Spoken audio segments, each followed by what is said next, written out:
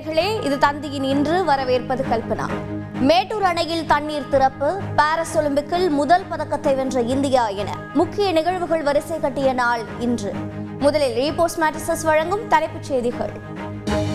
முதலமைச்சர் ஸ்டாலின் உத்தரவின் பேரில் டெல்டா பாசனத்திற்காக மேட்டூர் அணை இன்று திறக்கப்பட்டது.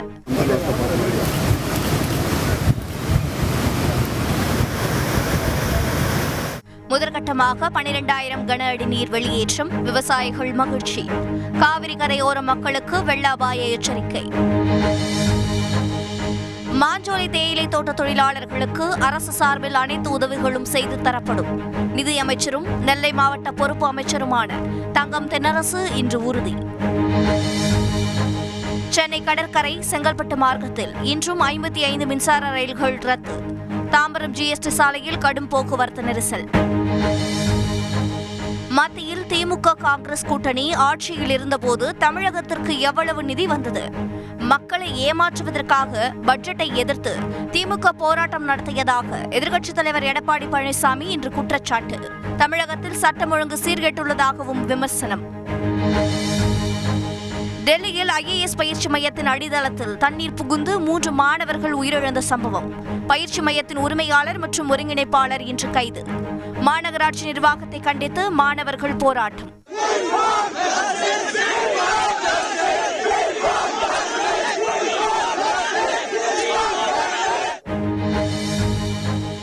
போதைப் பொருளுக்கு எதிரான நடவடிக்கைக்கு மானஸ் ஹெல்ப்லைன்.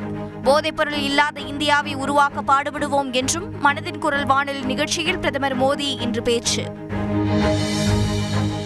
இலங்கை அதிபர் தேர்தலில் மீண்டும் போட்டியிட்ட மஹிந்த ராஜபக்சே முடிவு. நாளை அறிவிப்பு வெளியாக உள்ளதாக தகவல். பாரிஸ் ஒலிம்பிக் போட்டியில் முதல் பதக்கத்தை இன்று வென்றது இந்தியா. மகளிர் 10 மீட்டர் ஏர் பிஸ்டல் துப்பாக்கி சுடுதலில் வெண்கலப் பதக்கம் வென்றார் இந்திய வீராங்கனை மனு பாக்கர். குடியரசுத் தலைவர் திரௌபதி முர்மு, பிரதமர் மோடி உள்ளிட்டோர் வாழ்த்து.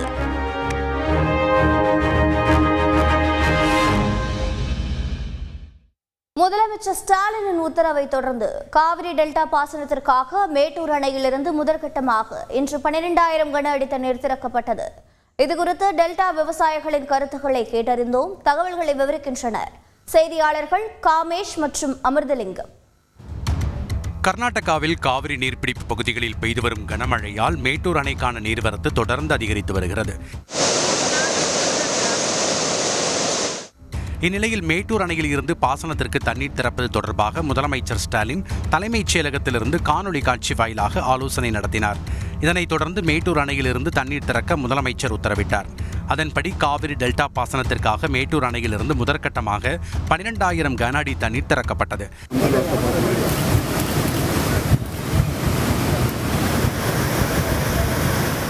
கரையோர பகுதி மக்கள் கவனமாக இருக்கவும், செல்ஃபி எடுப்பது போன்ற செயல்களில் ஈடுபட வேண்டாம் எனவும் அறிவுறுத்தப்பட்டுள்ளது. தண்ணீர் திறப்பு குறித்து திருத்துறைப்பூண்டியைச் சேர்ந்த விவசாயிகள் பாலன், மகேந்திரன் கூறுகையில், தமிழகத்தில் இது குறுவைக்கு தேவையில்லாத தண்ணீராக தான் நான் பார்க்கிறேன். காரணம், குறுவை காலம் என்பது கடந்து விட்டது. ஆகவே குறுவை பாதிக்கப்பட்டிருக்கிற விவசாயிகளுக்கு முதலில் அரசு இழப்பீடு வழங்க வேண்டும் என்ற ஒரு கோரிக்கையை முன்வைக்கிறேன். இது சம்பாவிற்கு தேவையான தண்ணீரை சேமித்து பாதுகாக்கப்பட வேண்டும். இந்த தண்ணி போதுமான அளவுக்கு தெரியல. குருவ சொடி ஒன்றும் கிடையாது. சம்பா சொடிக்காவது போதுமான தண்ணி வரணும். தண்ணி வந்தால் தான் விவசாய வாழ்வாதாரம் ரொம்ப சிறப்பாக அமையும். குருவ சொடி ரொம்ப இல்லாமல் போகிறதுனால தமிழ்நாடு அரசு உயிர் நிவாரணம் வழங்கணும். இது சம்பா சொடிக்காவது தொடர்ச்சியாக தண்ணி வரணும். ஒகேனக்கல் காவிரி ஆற்றில் நீர்வரத்து 1,65,000 கன அடியாக அதிகரித்ததால் காவிரி கரையோர மக்களுக்கு வெள்ள அபாய எச்சரிக்கை விடுக்கப்பட்டது. செய்தியாளர் காமேஷ் வழங்கும் கூடுதல் தகவல். இந்த தண்ணீர் திறப்பானது இன்று திறக்கப்பட்ட தண்ணீர் ஒரு வார காலத்துக்குள் கடைமடையை சென்றடையும் என்று எதிர்பார்க்கப்படுகிறது. கல்பனா. நன்றி காமேஷ். டெல்லி IAS பயிற்சி மையத்திற்குள் மழைநீர் புகுந்ததில் 3 மாணவர்கள் உயிரிழந்த சம்பவம் அதிர்ச்சியை ஏற்படுத்தியுள்ளது. இதனை கண்டித்து மாணவர்கள் போராட்டம் நடத்திய நிலையில் 2 பேரை போலீசார் இன்று கைது செய்துள்ளனர். செய்தியாளர் ராஜா வழங்கிய தகவல்கள் இவை. டெல்லி பழைய ராஜேந்திரன் நகர் பகுதியில் செயல்பட்டு வந்த IAS பயிற்சி மையம் ஒன்றில் கனமழை காரணமாக தரைத்தளத்தில் தண்ணீர் புகுந்ததில் தரைத்தளம் முழுவதும் வெள்ளத்தில் மூழ்கியது.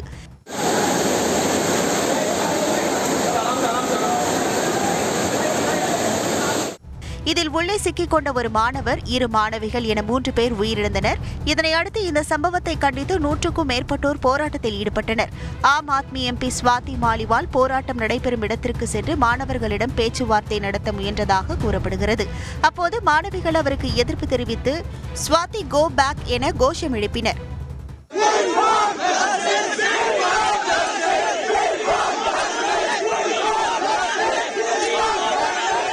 போராட்டத்தில் பங்கேற்ற தமிழக மாணவர்களான சத்யசீலன், மணிகண்டன் கூறுகையில், எல்லாருமே ஊரை விட்டு வந்து இங்கே ஒரு IPS IAS ஆகணுங்கிற ட்ரீமோடு தான் இங்கே வர்றோம்.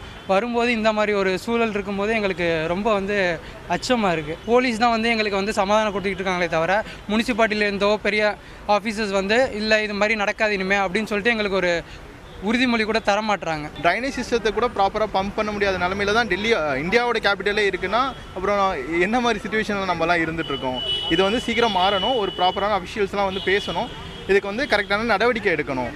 மாணவர்கள் உயிரிழந்தது மிகவும் துரதிருஷ்டவசமானது என கூறியுள்ள மக்களவை எதிர்க்கட்சித் தலைவர் ராகுல் காந்தி, பாதுகாப்பற்ற கட்டுமானம், மோசமான நகர திட்டமிடல் மற்றும் நிறுவனங்களின் பொறுப்பற்ற தன்மைக்கு சாதாரண மக்கள் தங்கள் உயிரை விலையாக கொடுத்து வருவதாக சாடியுள்ளார்.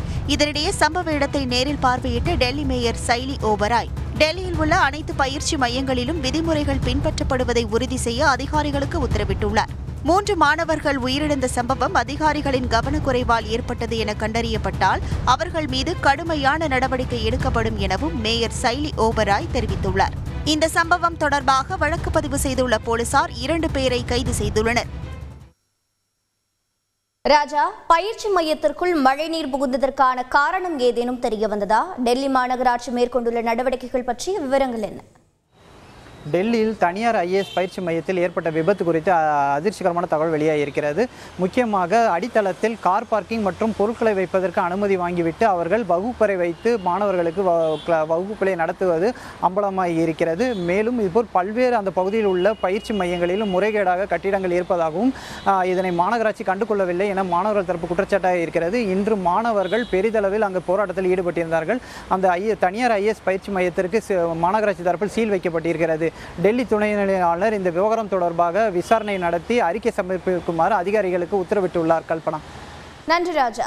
திருவனந்தபுரத்தில் உள்ள தியேட்டரில் தனுஷின் ராயன் படத்தை செல்போனில் பதிவு செய்த தமிழ் ராக்கர்ஸ் இணையதளத்தின் அட்மினை போலீசார் இன்று கைது செய்தனர். இந்த சம்பவத்தின் பின்னணி குறித்து செய்தியாளர் சிவசபாபதி வழங்கிய தகவல்களை இந்த தொகுப்பில் பார்க்கலாம். தனுஷ் இயக்கி நடித்திருக்கும் ராயன் திரைப்படம் வெளியாகி ரசிகர்களிடையே பெரும் வரவேற்பை பெற்றுள்ளது. தமிழகம் மட்டுமின்றி கேரளா, ஆந்திரா உள்ளிட்ட மாநிலங்களிலும் அரங்கம் நிறைந்த காட்சிகளாக ராயன் கொண்டாடப்படுகிறது. இந்நிலையில் திருவனந்தபுரத்தில் உள்ள திரையரங்கம் ஒன்றில் தனுஷின் ராயன் படத்தை செல்போனில் பதிவு செய்த மதுரையை சேர்ந்த ஸ்டீஃபன் ராஜ் என்பவரை கொச்சி சைபர் கிரைம் போலீசார் அதிரடியாக கைது செய்தனர். ஏற்கனவே மலையாளத்தில் சமீபத்தில் வெளியாகி வெற்றி பெற்ற குருவாயூர் அம்பல நடையில் படத்தை பதிவேற்றம் செய்தது தொடர்பாக தயாரிப்பாளர் அளித்த புகாரின் பேரில் ஸ்டீஃபன் ராஜை கேரள போலீசார் தேடி வந்துள்ளனர். விசாரணையில் புதிய திரைப்படங்களை இணையதளத்தில் பதிவேற்றும் தமிழ் ராக்கர்ஸ் தளத்தின் முக்கிய அட்மின் இந்த ஸ்டீஃபன் ராஜ் தான் என தெரிய வந்துள்ளது.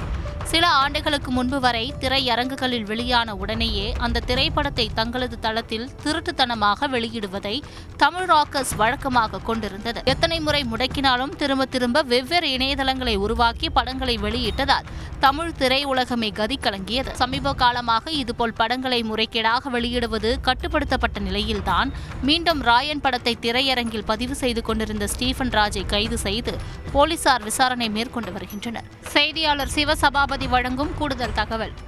காக்கநாடு சைபர் கிரைம் போலீசார் தற்பொழுது விசாரணை செஞ்சுட்டு வர்றாங்க. இவர்கிட்ட அவருக்கு பல்வேறு தகவல்கள் கிடைக்கப்பட்டிருக்கு. தென்னிந்திய மொழி திரைப்படங்கள் எல்லாமே பார்த்தீங்கன்னா தமிழ் ராக்கர்ஸில் உடனடியாக வெளியாகும். இதை தடுப்பதற்காக திரைப்படத்துறையினும் பல்வேறு வழியில் போராடி வருகின்றனர். இந்த ஸ்டீபன் மாட்டிருக்கிறதுனால அவர்கிட்ட இருந்து கிடைக்கும் தகவலில் பல குற்றவாளிகள் இதன் மூலம் கைது செய்யப்படுவாங்க அப்படின்னு சொல்லிட்டு போலீசார் தெரிவிச்சிருக்காங்க. கல்பனா. நன்றி சிவசபாபதி.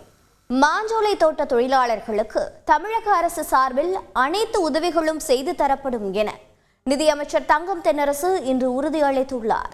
இதனிடையே முந்தைய திமுக காங்கிரஸ் கூட்டணி ஆட்சியில் தமிழகத்திற்கு எவ்வளவு நிதி கிடைத்தது என எதிர்க்கட்சித் தலைவர் எடப்பாடி பழனிசாமி கேள்வி எழுப்பியுள்ளார். இன்றைய நாளின் முக்கிய அரசியல் நிகழ்வுகளை விவரிக்கிறது பின்வரும் தொகுப்பு. 112வது மனதின் குரல் வானொலி நிகழ்ச்சியில் இன்று பேசிய பிரதமர் மோடி போதைப் பொருளுக்கு எதிரான நடவடிக்கைகளுக்கு மானஸ் உதவி எண் திட்டத்தை அறிவித்தார். போதை மறுவாழ்வுக்கான ஆலோசனைகள் மற்றும் தகவல்களை பெற 1933 என்ற இலவச எண்ணை அழைக்கலாம் என பிரதமர் தெரிவித்துள்ளார். பாஜக ஆளும் மாநில முதலமைச்சர்கள் மற்றும் துணை முதல்வர்களுடன் பிரதமர் மோடி இன்று 2வது நாளாக ஆலோசனை மேற்கொண்டார். இன்றைய கூட்டத்தில் பாஜக முதல்வர்கள் தங்கள் மாநிலங்களில் அரசியல் சூழல், வளர்ச்சி திட்டங்கள் குறித்த அறிக்கையை பிரதமரிடம் சமர்ப்பித்ததாக தகவல் வெளியாகியுள்ளது. தமிழக அரசு இன்று வெளியிட்டுள்ள அறிக்கையில் முதலமைச்சர் ஸ்டாலின் பொறுப்பேற்ற பின்பு அறநிலையத்துறை மூலம் 1355 கோயில்களுக்கு குடமுழுக்கு நடைபெற்றிருப்பதாகவும் 3776 கோடி ரூபாய் மதிப்பீட்டில் கோயில்களில் திருப்பணிகள் முடிக்கப்பட்டுள்ளதாகவும் தெரிவிக்கப்பட்டுள்ளது. தூத்துக்குடியில் இன்று செய்தியாளர்களிடம் பேசிய அதிமுக பொதுச் செயலாளர் எடப்பாடி பழனிசாமி, முந்தைய திமுக காங்கிரஸ் கூட்டணி ஆட்சியில் தமிழகத்திற்கு எவ்வளவு நிதி கிடைத்தது என கேள்வி எழுப்பினார். 13 ஆண்டு காலம் திராவிட முன்னேற்ற கழகத்தைச் சேர்ந்த நாடாளுமன்ற உறுப்பினர்கள் மத்தியிலே அமைச்சராக இருந்தாங்க. அப்பொழுது எவ்வளவு நிதியை தமிழகத்திற்கு கொண்டு வந்தாங்க, எவ்வளவு புதிய திட்டத்தை துவக்கினார்கள்.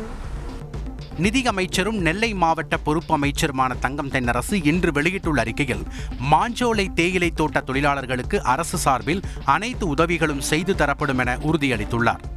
முதலமைச்சரின் உத்தரவின் பெயரில் தொழிலாளர்களுக்கு இலவச வீட்டுமனை, தொழில் தொடங்க நிதியுதவி, மாதாந்திர ஓய்வூதியம் உள்ளிட்ட பல்வேறு அறிவிப்புகளை அமைச்சர் தங்கம் தென்னரசு வெளியிட்டுள்ளார். பராமரிப்பு பணி காரணமாக சென்னை செங்கல்பட்டு இடையே இன்றும் 55 மின்சார ரயில்கள் ரத்து செய்யப்பட்டன. இதனால் மாநகர சிறப்பு பேருந்துகளில் கூட்டம் அலைமோதியது.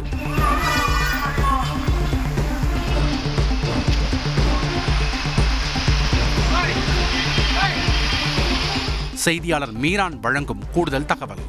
நாளை திங்கட்கிழமை முதல் வருகிற வெள்ளிக்கிழமை வரை செங்கல்பட்டு, தாம்பரம், அதேபோல சென்னை கடற்கரை மார்க்கத்தில் வழக்கமான கால அவட்டத்தை மின்சார ரயில் சேவை இயங்கும் என்ற அறிவிப்பை தெற்கரையில் அறிவித்திருக்கிறது. வருகிற சனிக்கிழமை முதல் ஆகஸ்ட் 14ஆம் தேதி வரை ஏற்கனவே அறிவிக்கப்பட்டபடி 55 மின்சார ரயில்களானது ரத்து செய்யப்படும் என்ற அறிவிப்பையும் தெற்கரையில் வெளியிட்டிருக்கிறது. இந்த 12 நாட்கள் இந்த முழுமையாக இந்த 55 மின்சார ரயில்கள் ரத்து செய்யப்படும் என்ற அறிவிப்பையும் தெற்கரையில் வெளியிட்டிருக்கிறது. இந்த அறிவிப்பில் ஏதாவது மாற்றம் இருக்குமானால் அது தொடர்பாக ஆலோசித்து முன்கூட்டியே அறிவிக்கப்படும் என்ற ஒரு தகவலையும் தெற்கு ரயில்வே தெரிவித்திருக்கிறது. கல்பனா. நன்றி மீரான். இலங்கை அதிபர் தேர்தலில் முன்னாள் அதிபர் மஹிந்த ராஜபக்சே மீண்டும் போட்டியிட உள்ளதாக தகவல் வெளியாகியுள்ளது.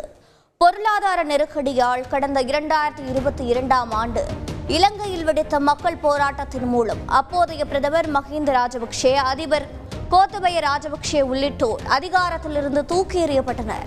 இந்நிலையில் வரும் செப்டம்பர் 21ஆம் தேதி நடைபெறும் அதிபர் தேர்தலில் மஹிந்த ராஜபக்சே மீண்டும் போட்டியிட முடிவு செய்திருப்பதாக இன்று தகவல் வெளியாகியுள்ளது. தற்போதைய அதிபர் ரணில் விக்ரமசிங்கேவும் இந்த தேர்தலில் போட்டியிடும் நிலையில் இலங்கையின் அரசியல் களம் மீண்டும் சூடுபிடித்துள்ளது. புதுச்சேரி அருகே அதிமுக நிர்வாகியும் சிவகங்கை அருகே பாஜக நிர்வாகி ஒருவரும் படுகொலை செய்யப்பட்டது பரபரப்பை ஏற்படுத்தியுள்ளது. இதனிடையே தமிழகத்தில் சட்டம் ஒழுங்கு சீர்கெட்டுள்ளதாக எதிர்க்கட்சித் தலைவர் எடப்பாடி பழனிசாமி இன்று குற்றம் சாட்டியுள்ளார். செய்தியாளர்கள் எழில்குமார், சுந்தர் வழங்கிய தகவல்கள் இவை.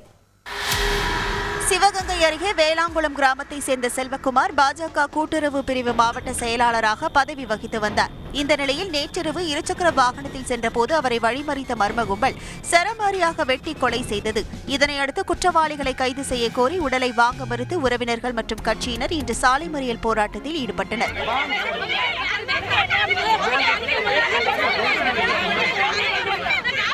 இதேபோல் கன்னியாகுமரி மாவட்டம் திருவட்டார் பேரூராட்சி 10வது வார்டு காங்கிரஸ் கவுன்சிலர் உஷா ராணியின் கணவர் ஜாக்சன் வெட்டி படுகொலை செய்யப்பட்டார். முன்விரோதம் காரணமாக கொலை நடைபெற்றுள்ளதாக விசாரணையில் தெரியவந்துள்ளது. சம்பவ இடத்தில் உள்ள சிசிடிவி காட்சிகளை கைப்பற்றி கொலையாளிகளை போலீசார் தேடி வருகின்றனர். மறுபுறம் கடலூர் நவநீதம் நகர் பகுதியைச் சேர்ந்த அதிமுக வார்டு கவுன்சிலர் பக்தா என்கிற பத்மநாதன் புதுச்சேரி மாநில எல்லைப்பகுதியான திருவானம்பாக்கம் என்ற இடத்தில் இன்று வெட்டி கொல்லப்பட்ட சம்பவம் அதிர்ச்சியை ஏற்படுத்தியுள்ளது.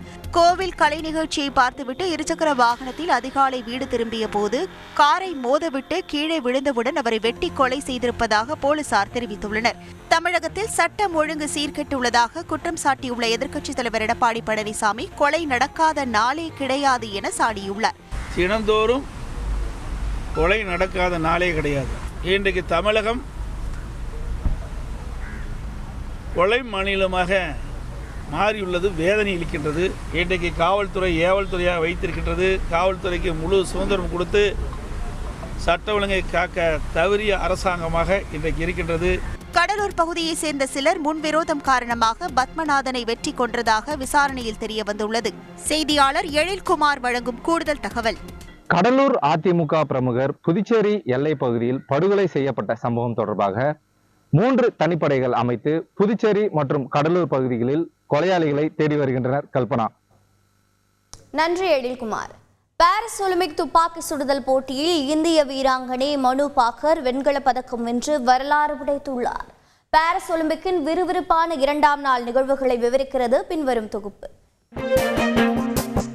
பிரான்ஸ் தலைநகர் பாரிஸில் நடைபெற்று வரும் 33வது ஒலிம்பிக் தொடரின் 2ஆம் நாளான இன்று மகளிர் 10 மீட்டர் ஏர் பிஸ்டல் துப்பாக்கிச் சுடுதல் இறுதிப் போட்டியில் இந்திய வீராங்கனை மனு பாக்கர் பங்கேற்றார். இலக்குகளை துல்லியமாக சுட்ட அவர் 221.7 புள்ளிகளுடன் 3ஆம் இடம் பிடித்து வெண்கலப் பதக்கத்தை வசப்படுத்தி இந்தியாவின் பதக்க கணக்கை தொடங்கி வைத்துள்ளார். ஹரியானா மாநிலத்தைச் சேர்ந்த 22 வயதான மனு பாக்கர் ஒலிம்பிக் துப்பாக்கிச் சுடுதல் போட்டியில் பதக்கம் வென்ற முதல் இந்திய வீராங்கனை என்ற பெருமையையும் பெற்றுள்ளார்.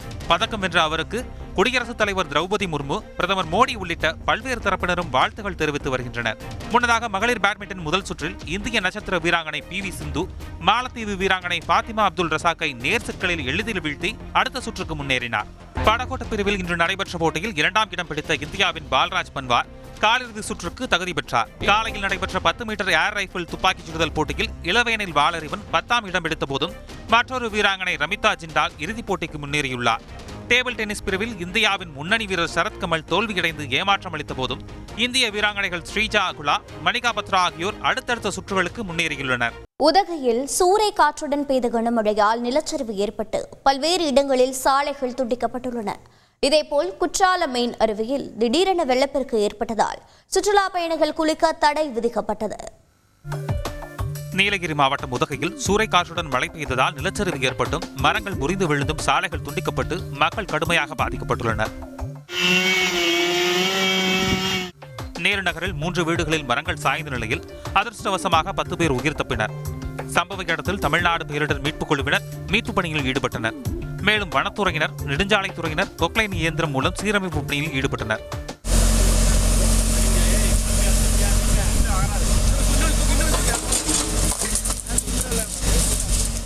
குமரி மாவட்டத்தின் மலையோர பகுதிகளான சிற்றாறு, ஆலஞ்சோலை, மருதம்பாறை, 10 காணி, 6 காணி, பேச்சுப்பாறை, கோதையாறு, மோதிரமலை உள்ளிட்ட சுற்றுவட்டார பகுதிகளில் காலை முதலே சூறைக்காற்றுடன் கனமழை பெய்தது.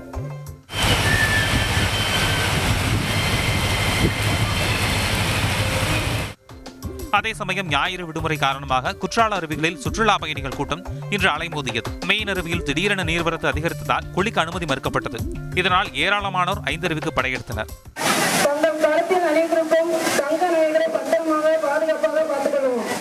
கொடைக்கானலில் முக்கிய சுற்றுலா தலங்களான மோயர் சதுக்கம், குணா குகை, ரயன் பூங்கா உள்ளிட்ட சுற்றுலா தலங்களில் இயற்கை எழில் கொஞ்சம் காட்சிகளையும் மேக கூட்டங்களையும் சுற்றுலா பயணிகள் கண்டு ரசித்தும் செல்ஃபி மற்றும் புகைப்படம் எடுத்தும் மகிழ்ந்தனர்.